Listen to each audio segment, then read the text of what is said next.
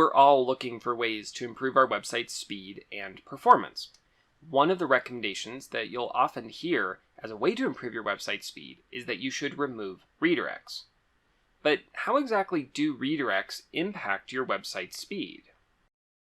There are really two ways that redirects can impact your website speed and performance. First, redirects can add to a website's overhead enough to slow it down. That is, the server has to process through a bunch of redirects in order to load a page, and all that processing time trying to go through all the redirects can make your website load slower. The other way that redirects can affect a website's speed is with landing page redirects. Landing page redirects mean that you're attempting to load page X, but first you have to load page A, then page B, then page C, and you have to hop through all these different redirects before you eventually arrive on page X. It obviously slows things down and can add to processing time for the end user. But how much do these really add to the website speed? Is it really enough to worry about? And is it something that you should work on? Or are there other things you need to be doing to improve your website speed? I wanted to put both of these ideas to the test, both the server overhead theory of redirects and also the landing page theory of redirects, to see just how much redirects could potentially add to a website's speed. Before we start talking about just how much these types of redirects might actually add to your website speed, let's talk about how redirects really work and why they might add to your website's load time. Let's begin by talking about htaccess redirects and how those work. The htaccess file is a configuration file on Apache servers. You can place a variety of directives on this file to control varying aspects of how the website operates. Now, adding redirects to the htaccess file is actually pretty simple, and you can end up creating lots and lots and lots of redirects within this one file. Here's a redirect example that you would see in an htaccess file. It begins with redirect 301, then the URL you're redirecting from, which in this case is about-me, and then the URL you're redirecting to, which in this case is a /, which means this is the website's homepage. Essentially, this directive tells the server that if anybody's attempting to access about-me, instead you want them to be taken over to the homepage.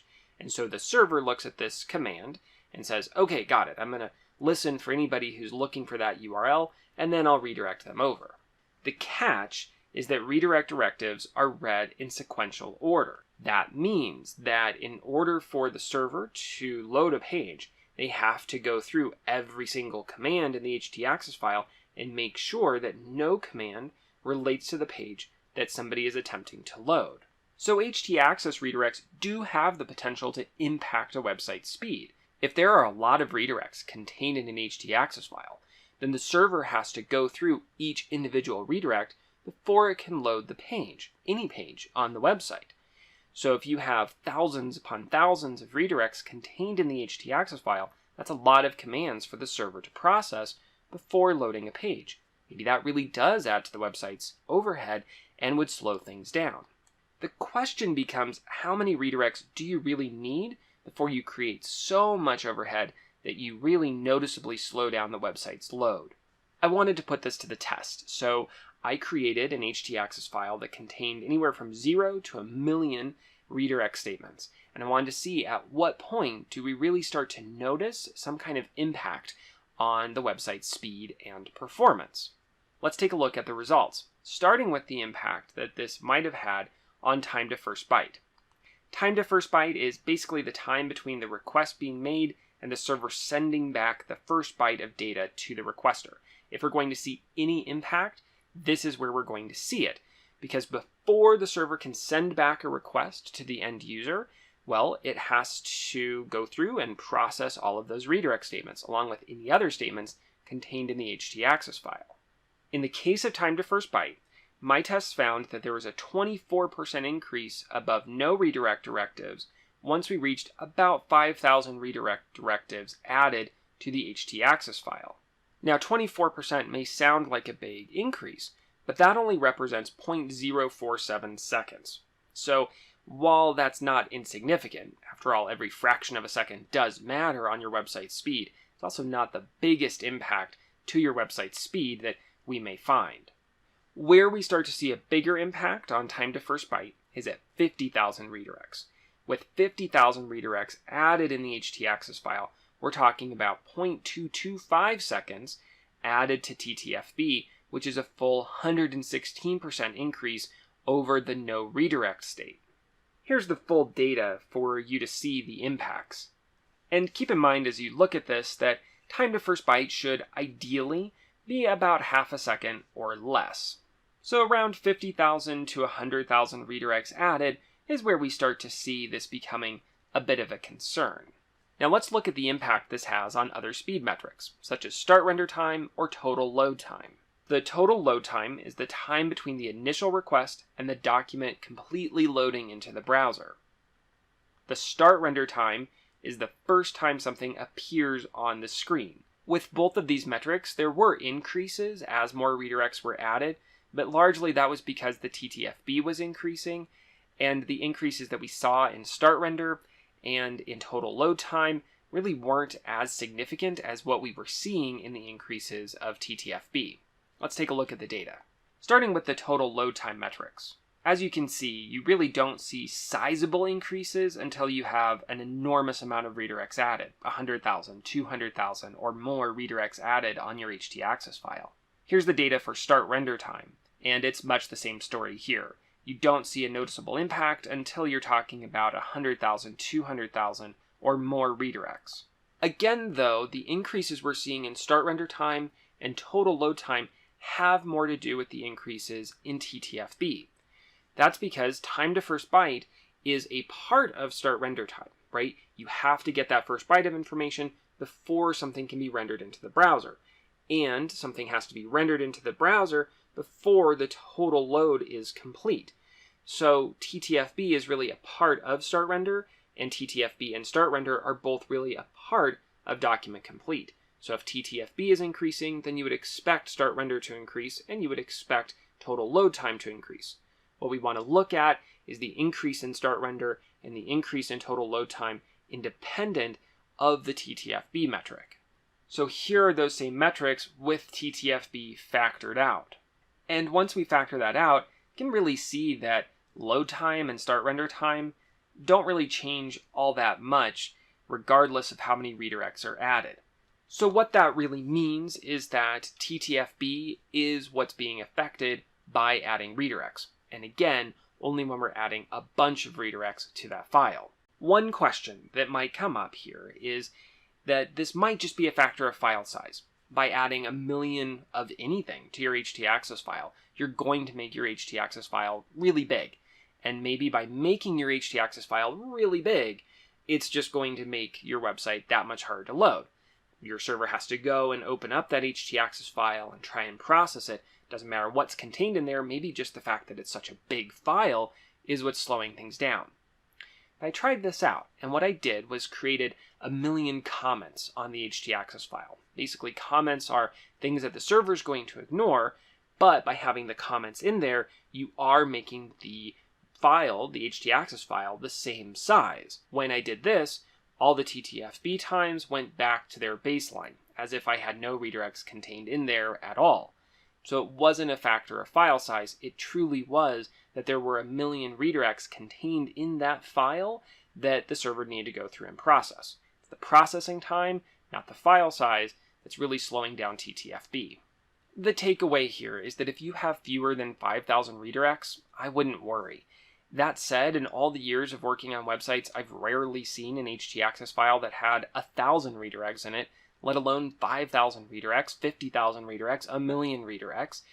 And honestly, if you have 50,000, 100,000, 200,000, 1 million redirects contained in your htaccess file, yes, there's an impact to speed, but I'd be more worried about your architectural issues on your website. That many redirects would indicate you're changing your URLs a whole lot, you're moving content around, you're getting rid of things a lot, and there's some bigger problems that are probably coming up as a result of all of those content changes that are requiring you to add so many redirects. So I'd be more concerned about that than the speed implications of that. But again, for most websites, the size of your htaccess file and all the redirects contained in there probably aren't going to be that big of a deal when it comes to your website speed or load time performance. Now there's another way that you can add redirects to an htaccess file, doing what's called regex redirects, or regular expression redirects. A regular expression allows you to match several URLs at once instead of specifying each URL one by one. So instead of a million different statements for a redirect, you can have one regular expression that could capture all million of those statements. For example, let's say I want to redirect all of my blogs contained in the 2019 directory over to the articles directory instead. But in this example, my URL of the actual blog post is staying the same, in this case blog-post-title. All that's changing is we're going from blog/2019 to articles. So instead of creating thousands of different redirect statements for each individual blog post, I can create a regex redirect with this statement. This statement says that we're creating a rewrite rule, we're rewriting the URL, and we're moving from blog/2019/something, and that something, that period asterisk in between the parentheses, captures our URL, and then we're moving it over to /articles, and then the $1 is where we put that /something. In this case, that would capture blog post title, and then add it over on articles, so we go to articles/blog post title. In between the brackets, we have some additional commands that tell the server that this is a permanent redirect. And what we're doing with this is we're specifying a pattern for the server to match, which saves us on having to create so many redirects. As a result, the rewrite rule gives us a way to simplify our htaccess file. And look, you may not be needing to simplify your htaccess file to improve your website speed, but you may still want to simplify your htaccess file to save on maintenance time. After all, if you open up the htaccess file and are trying to find a redirect to update, well, which one's going to be easier? Looking at a regex statement that captures thousands of redirects all in one, or going through 1,000 individual lines of redirects? Now, the htaccess file isn't the only way to add redirects to your website. Let's talk about another way that you can do this with WordPress redirects. WordPress redirects are a lot easier in most cases than htaccess redirects. You simply go into WordPress, and in a nice, friendly-looking form, you can put in your redirect command that you want to add. Now, as we think about the speed implication, it's important to understand the difference in how htaccess redirects and WordPress redirects are processed by the server. Remember, on the htaccess file, had to be read sequentially. If you have 1,000 redirects, well, then the server has to go through each one of those 1,000 lines until it finds a match. That's why we might have seen an impact on TTFB within the htaccess file redirects. With WordPress redirects, it works differently. The WordPress redirects are added to a database. And so when you request a URL from the website, what WordPress needs to go and do is query the database for that specific URL. And it looks and it says, okay, do I see a redirect command for this particular URL? If so, redirect. If not, go ahead and load the page. So instead of having to read through each line sequentially, it's just doing one check on the database. That does mean that redirects in WordPress would likely have less impact on a website's speed. And that's exactly what the tests showed. Anywhere from 0 to 1,000,000 redirects, we see no impact on TTFB, start render time, or total load time. Here again, does that mean you should go and add 1,000,000 redirects to your WordPress redirection plugin? I don't think so. If you're adding that many redirects, there are probably some other issues you should address with your URL structure. But, at least in terms of your website speed, this isn't something to worry about. Next up, let's talk about how redirects can impact speed in a different way, by looking at landing page redirects. To begin, what exactly are landing page redirects? A landing page redirect is when you're attempting to access a page, but instead are redirected somewhere else. In this case, we care the most about landing page or entrance page redirects. So you've clicked on an organic search result, you've clicked on an email link, you've clicked on an ad or a social share, whatever that is, you've clicked on that link, and instead of that link actually loading a page right away, that link goes somewhere that then redirects over somewhere else. That page that you redirected to then loads the page. Or maybe it redirects again and again and again until you eventually do reach a page. Each of those redirect hops that you're going through to reach the endpoint page can add to your website's speed. To put that more technically, here's what Google has to say about this. Redirects trigger an additional HTTP request response cycle and delay page rendering. In the best case, each redirect will add a single round trip, and in the worst, it may result in multiple additional round trips to perform the DNS lookup, TCP handshake, and TLS negotiation, in addition to the additional HTTP request response cycle. In other words, you have to load the initial page, whatever page that redirects to. If that page redirects again, then you have to load that page, and so on until you eventually reach the page that actually returns content to the server and doesn't redirect somewhere else. All of those redirects can slow things down. So the question becomes, how much does that redirect add to the total load time of the final destination page? As well, does this get worse as there are more redirects required before the final destination page is reached? So here again, I wanted to put this to the test, and I looked at it from anywhere from no redirects all the way up to as many redirects as I could do within the testing tool. When looking at the speed test, the most telling sign that redirect chains create a problem is by looking at a waterfall report. In a waterfall report, you can see that page 1, page 2, page 3, page 4, all the different pages that redirect must be loaded before the final destination page is loaded. And you can see that each of those individual redirects add a few milliseconds to the overall load time. In this case, around 65 milliseconds per redirect hop. And here, with just 5 redirects, you can see that that adds about half a second to our overall load time, which is pretty significant amount of time that we're adding to our website's total load. Unfortunately, the speed test tool I was using capped you out at 15 redirects, but that's actually okay because after 15 redirects, most browsers and most bots aren't going to follow those redirects either. So if you have more than 15 redirects in a chain, you really need to fix that, whether that's going to help speed or not. Here's the final data. And within this data, you can see that at 0 redirects, meaning we just load the final destination page, our speed looks pretty good. 1 redirect, it's a little bit higher, but not too terrible. And then we slowly start to see more and more impacts.